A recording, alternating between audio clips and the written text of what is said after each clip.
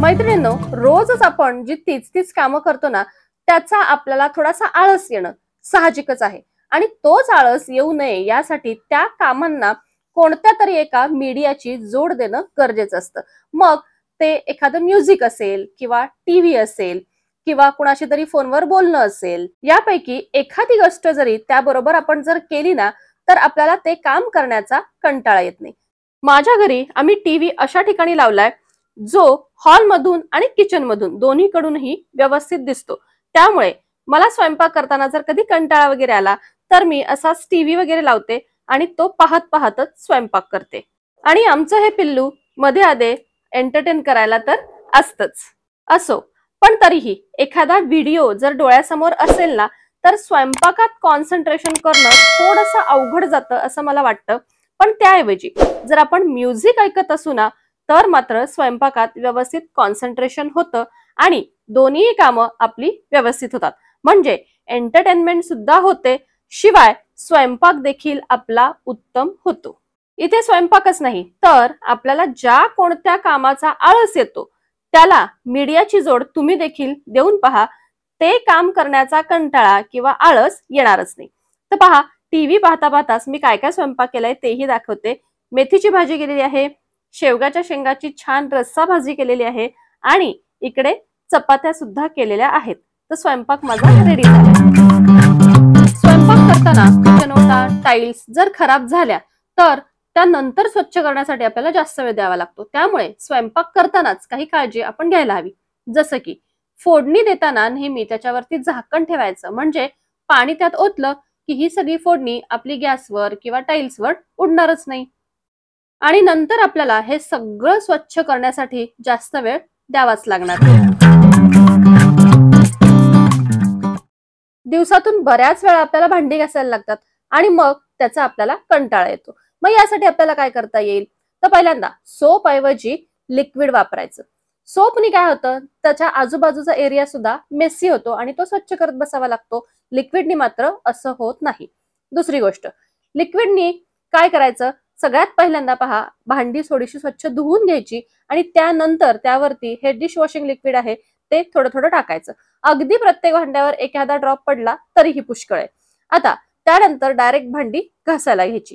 आता याचा आपल्याला उपयोग काय होतो, दरवेळेस घासणी आपल्याला साबणात बुडवावी लागत नाही. एकदाच घासणी ओली करून घ्यायची आणि पटापट या सगळ्या भांड्यांवरती ती फिरवायची. कारण सोप तर आपण ऑलरेडी टाकलेला आहे आणि एका भांड्याबरोबर दुसऱ्या भांड्याला सोप तो लागतो आणि त्याचा छान फेसही होतो आणि सगळ्या भांड्यांना तो सोप लागतो आणि कमी सोप मध्ये आपलं काम देखील होऊन जातं. आणि सगळी भांडी घासून एखाद्या मोठ्या भांड्यात किंवा मी जशी परातीत ठेवली आहेत तशी ठेवायची. म्हणजे काय होतं, धुताना आपल्याला सोपं पडतं. एका वेळी सगळ्या भांड्यांवरती पाणी पडतं आणि मग त्यामुळे बराचसा सोप ऑलरेडी निघून जातो आणि नंतर थोडासा भांड्यांवरून हात फिरवला की लगेचच भांडी स्वच्छ देखील होतात. मिक्सरचं भांडं घासायचा तर फार कंटाळा. एकतर ते असं खोलगट असतं, त्यामध्ये आत ब्लेड असतात आणि घासताना त्यामध्ये घासणी अडकून बसते आणि त्यातून जर ते भांडं दह्याचं ताकाचं असेल तर तेलकटपणा जातच नाही. मग इथे एकदम सोपा हॅक आहे. या भांड्यामध्ये आधी गरम पाणी घ्यायचं आणि त्यामध्ये डिश वॉशिंग लिक्विडचे 2 थेंब टाकायचे आणि डायरेक्ट हे मिक्सरवरती फिरवून घ्यायचं. हे पाणी अगदी पूर्ण भांड्यामध्ये फिरेल एवढं पाणी तरी टाकायचं आणि व्यवस्थित फिरवून घ्यायचं. आता यानंतर पहा, छानपैकी फेस होतो. गरम पाण्यामुळे तेलकटपणा सुद्धा जातो आणि साबणामुळे ते स्वच्छ देखील होतं. आता मी फक्त इथे विसळून घेतलेलं आहे हे भांडं. यानंतर एकदा फक्त साबणाने पुन्हा एकदा घासून घ्यायचं आणि स्वच्छ करायचं. झालं आपलं भांडं. कपडे धुवायचा कंटाळा येणाऱ्यांसाठीचा हॅक तर आपली वॉशिंग मशीन. फक्त कपडे धुण्यासाठीच न वापरता मल्टिपल गोष्टी आपण त्याच्यामध्ये वॉश करू शकतो.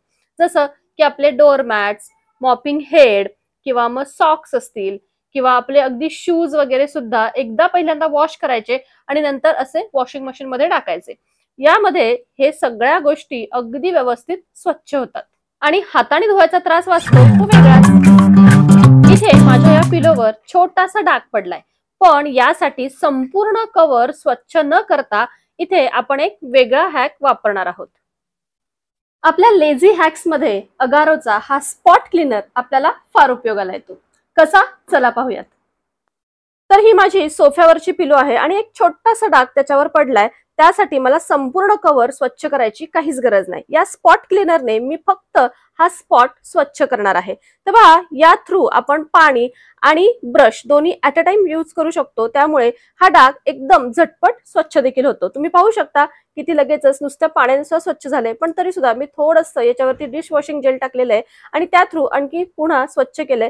तर पहा, तुम्हाला तेवढा एरिया दिसत असेल जिथे मी डिश वॉशिंग क्लीनर टाकलं होतं, अगदी स्वच्छ झालेलं आहे. झालं की नाही आपलं काम हलकं. पूर्ण कव्हर स्वच्छ करण्याची गरजच नाही. सेम चेअरवरचा देखील जो स्टेन आहे तो देखील या स्पॉट क्लीनरच्या मदतीने झटपट स्वच्छ करणार आहे. पहा, एकदाच मी फक्त ब्रश फिरवलाय आणि संपूर्ण स्टेन गायब. अगदी कमी एफर्ट्स मध्ये याच्या सहाय्याने आपण क्लिनिंग करू शकतो. आणि थोडीफार ड्राय डस्ट आपल्या डायनिंग टेबलवर, सोफ्यावर किंवा कार्पेटवर जर असेल तर ती देखील याच्या सहाय्याने आपल्याला झटपट स्वच्छ करता येते. 450 वॅट पॉवर आणि पॉवरफुल सक्शन यामुळे आपलं क्लिनिंग अगदी सोपं होतं. सेल्फ क्लिनिंग टूलच्या सहाय्याने होस पाईप सुद्धा ऑटोमॅटिक क्लीन होते. आपल्याला सेपरेट क्लिनिंग करावंच लागत नाही. क्लिनिंग तर झालं, आता डर्ट कलेक्शन टँक आपण क्लीन करूयात. हा देखील स्वच्छ करायला एकदम सोपा आहे. फक्त कॅप ओपन केली की या सगळ्या ऍक्सेसरीज बाहेर येतात. हे जे डर्ट कलेक्ट झालेली आहे ती पोर करायची आणि फक्त पाण्याने हा सगळा टँक स्वच्छ होतो. क्लिनिंग तर झाली, आता याची मशीन आणि ऍक्सेसरीज आपण पाहूयात. हा आहे अगारो पोर्टेबल स्पॉट क्लीनर. याबरोबर हा ड्राय क्लिनिंग साठी एक ब्रश येतो आणि दुसरा स्टँडर्ड ब्रश जो वेट क्लिनिंग साठी, आणि हे आहे सेल्फ क्लिनिंग टूल. हँडल आहे त्यामुळे इझिली कॅरी करू शकतो. पाठीमागे कॉर्ड रॅप आहे जिथे अशा पद्धतीने कॉर्ड रॅप करता येते, आणि होस पाईप ज्याला आपण वेगवेगळे टूल कनेक्ट करणार आहोत. ऍडिशनल टूल स्टोरेज आहे ज्यामुळे अशी ही पाईप इथे अडकवता येते. याच्या दोन्ही साईडला टँक आहेत, त्यापैकी एक आहे तो 600 ml डर्ट कलेक्शन टँक आणि दुसरा 1.8 litre storage tank. He machine on off करण्यासाठी हँडलच्या खालीच एक बटन दिलेला आहे. अगारोचा हा स्पॉट क्लीनर तुम्हाला जर आवडला असेल आणि घ्यायचा असेल तर याची लिंक डिस्क्रिप्शन बॉक्स मध्ये दिलेली आहे. डस्टबिन्स आपण जर मेंटेन नाही ठेवले ना तर ते रोज म्हटलं तरी स्वच्छ करावे लागतात. तर ते करावे लागू नयेत यासाठी या डस्टबिन बॅग्स खूप उपयोगाला येतात. अशा पद्धतीने डस्टबिन बॅग्स लावल्या आणि मग त्यामध्ये जर आपण डस्ट टाकली तर डस्टबिन खराब होतच नाहीत आणि आपल्यालाच वरचे वर ते घासावेही लागत नाही. अशा प्रकारचे कोंब वापरायला जेवढे सोपे असतात ना तेवढेच ते स्वच्छ करायला अवघड. पण इथे आपला हा फॉर्कचा हॅक खूप कामाला येतो.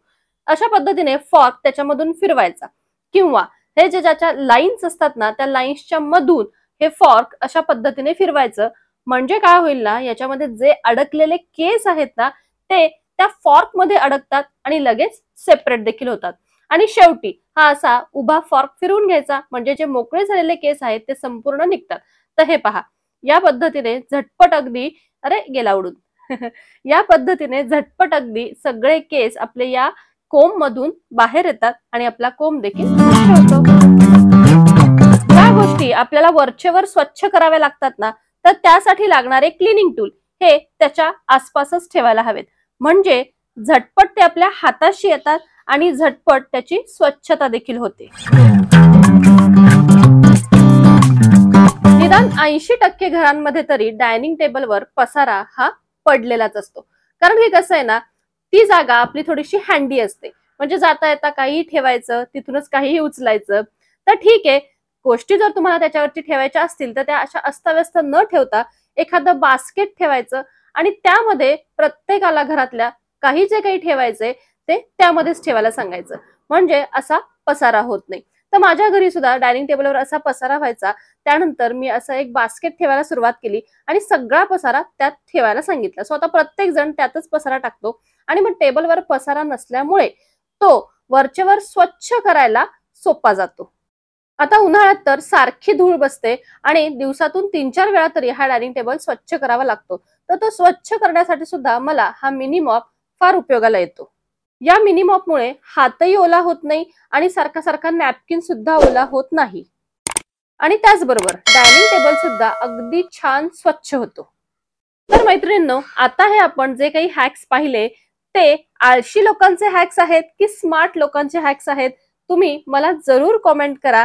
आणि आपला व्हिडिओ आवडला असेल तर लाईक करा, शेअर करा आणि सबस्क्राईब करा। भेटू आपण पुन्हा नवीन व्हिडिओमध्ये, तोपर्यंत बाय बाय।